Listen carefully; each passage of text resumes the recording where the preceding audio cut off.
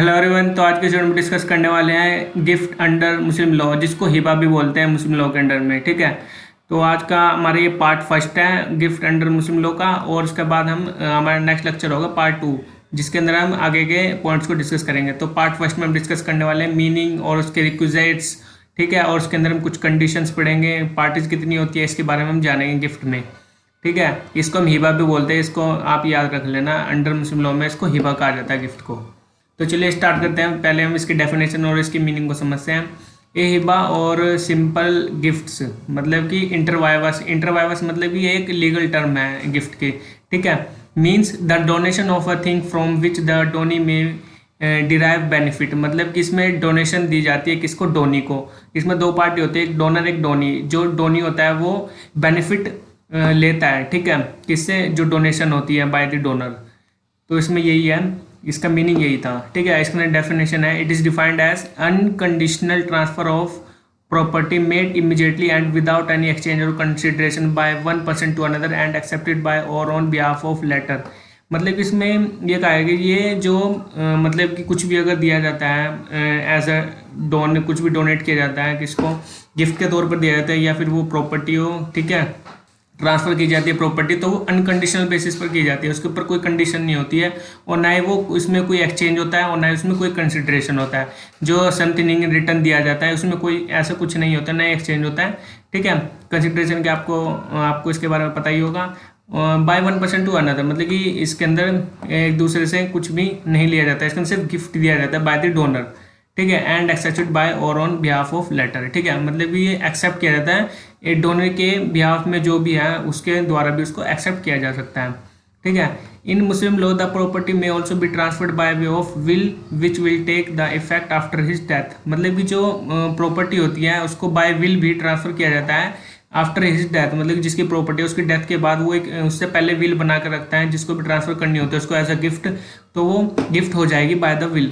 But only one third of property can be bequeathed by will, मतलब कि अगर उसको विल में कोई भी प्रॉपर्टी देनी है तो वो सिर्फ वन थर्ड प्रॉपर्टी ही दे सकता है। ठीक है, इससे ऊपर नहीं, वन थर्ड का पार्ट उसको मिलेगा बाय द विल।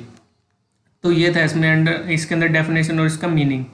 तो अब हम इसके रिक्विजिट्स को समझते हैं। इसकी कितने रिक्विजिट्स हैं, 4। Parties, subject, extent, formality. तो इसमें 4 है, इसको हम अच्छे से देखते हैं। पहला है पार्टीज।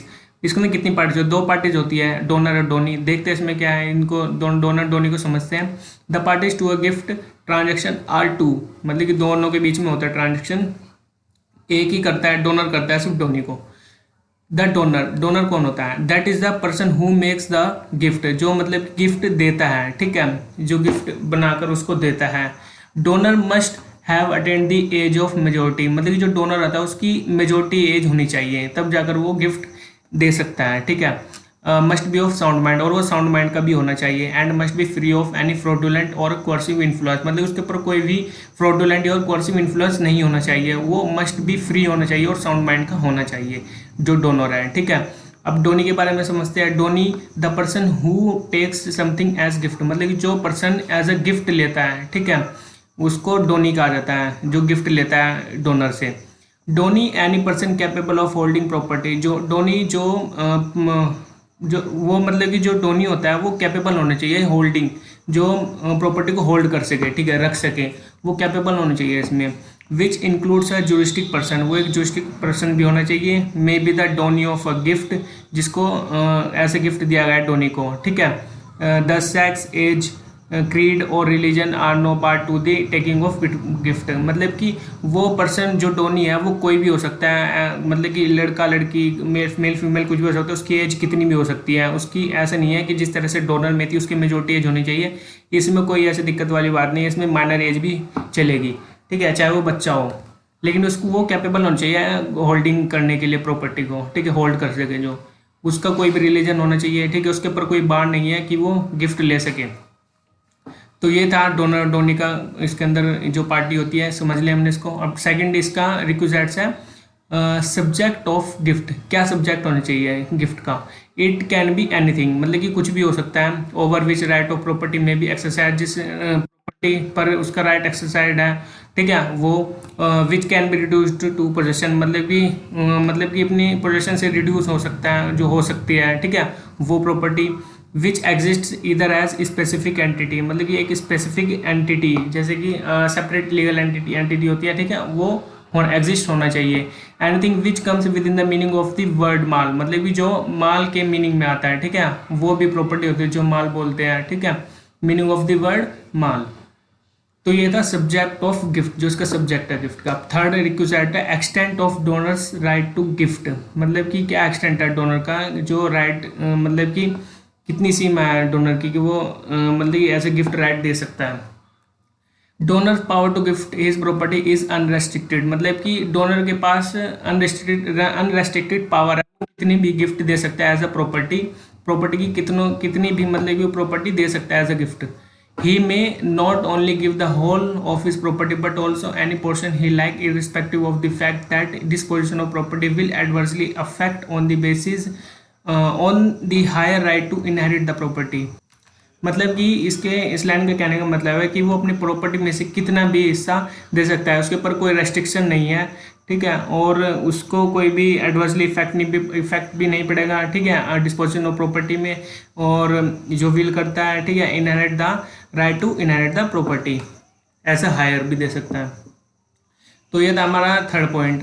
और अब हम चलते हैं फोर्थ रिक्विजिट पे, फॉर्मेलिटीज़। क्या फॉर्मेलिटीज़ होती है गिफ्ट की? The most important requisite of Hiba is that it must satisfy the rules laid down by Muslim law for making gift, मतलब कि जो भी मुस्लिम लॉ में रूल्स दिए गए हैं, लेड डाउन किए गए हैं रूल्स, उसके अकॉर्डिंग ही गिफ्ट किया होना चाहिए, ठीक है, जो एक रिक्विजिट्स है अंडर मुस्लिम लॉ के। तो उसके अंदर ये मोस्ट इंपॉर्टेंट है जो फॉलो किए जाते हैं, जो फॉर्मेलिटीज़ होती है अंडर मुस्लिम लॉ के, उसको फॉलो किए जाने चाहिए। तो ये हमारे रिक्विजिट्स भी 4 पढ़ लिए हैं। अब हम देखते हैं कंडीशंस। क्या कंडीशंस है? The act of making a gift should fulfil the following conditions: declaration by donor, acceptance by donee, delivery of possession, मतलब कि डिक्लेयर किया होना चाहिए बाय द डोनर, एक्सेप्ट किया होना चाहिए by the Downey, delivery of possession किया होना चाहिए लास्ट में, ठीक है। तो पहला है हमारा declaration by donor. There must be clear and unambiguous intention of donor to make the gift, मतलब कि वो जो डोनर है जिसने गिफ्ट दे रहा है उसकी क्लियर इंटेंशन हो चाहिए, उसकी एम्बिगुअस इंटेंशन नहीं होनी चाहिए, वो अनएम्बिगुअस इंटेंशन उसकी होनी चाहिए जो क्लियरली है, ठीक है, to make the gift. when there is no real or bona fide intention on the part of the person making of the gift, the alleged gift will be void, मतलब कि उसके अंदर कोई भी उसका कोई बोनाफाइड इंटेंशन, नो रियल और bonafide intention नहीं होनी चाहिए on the part of the person making of the gift, जिसको मतलब जिस पर्सन को वो गिफ्ट दे रहा है, ठीक है, वो बोनाफाइड इंटेंशन नहीं, ठीक है, वो उसकी प्रॉफिट में दे रहा है। तो फिर अगर वो बोनाफाइड इंटेंशन में दे रहा है, नो रियल बोनाफाइड है, ठीक है, इंटेंशन है उसकी, तो फिर वो गिफ्ट क्या होगा? वॉइड, ठीक है। The declaration of the gift must be made voluntary, जो डिक्लेरेशन किया गया है बाय द डोनर वो वॉलंटरीली होना चाहिए, अपनी इच्छा से। It is necessary that the donor must be free agent in making the gift, ठीक है, वो एक फ्री एजेंट के रूप में मेकिंग किया होना चाहिए उसने गिफ्ट को, ठीक है, नेसेसरी है ये। और फ्री कंसेंट, मतलब कि उसके ऊपर कोई भी दबाव नहीं होना चाहिए, यही है मतलब डिक्लेरेशन बाय डोनर में। अब देखते हैं सेकंड पॉइंट हमारा कंडीशन में, एक्सेप्टेंस बाय डोनी, मतलब कि एक्सेप्ट किया होना चाहिए बाय द डोनी, अगर जो डोनर है वो ऑफर कर रहा है एज अ गिफ्ट।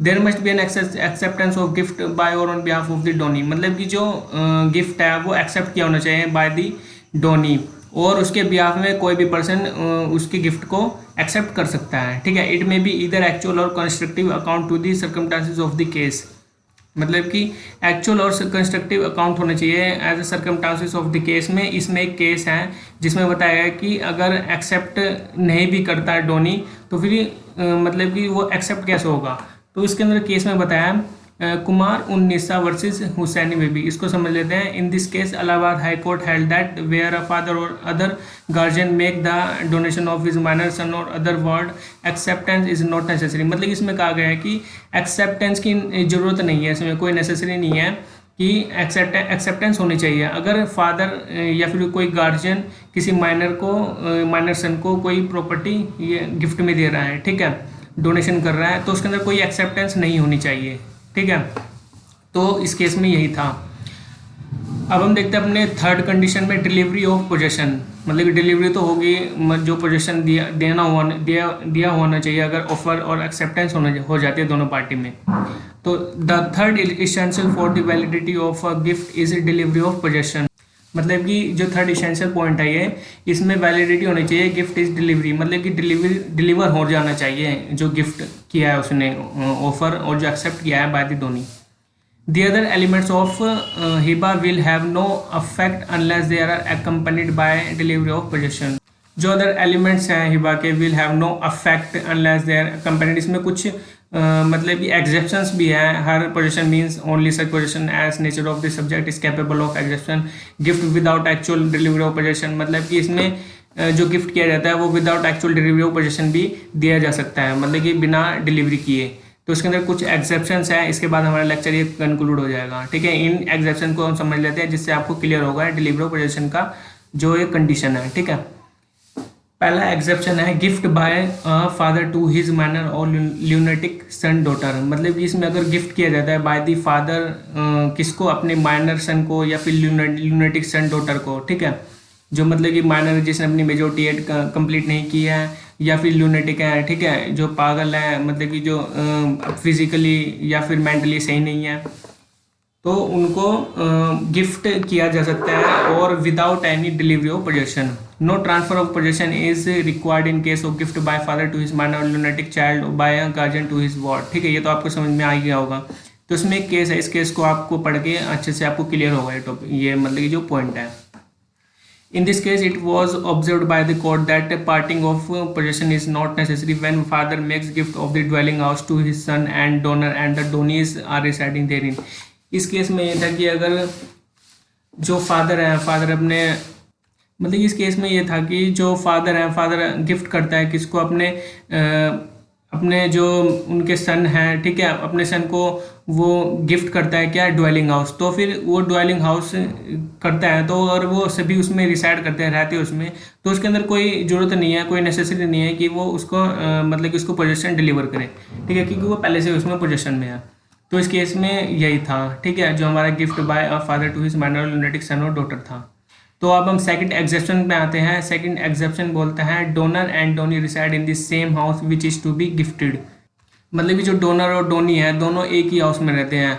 ठीक है, तो उसके अंदर भी कोई डिलीवरी ऑपरेशन करने की जरूरत नहीं है। Where donor and donee are living in a house, donor need not necessarily depart from the house in order to make gift effective.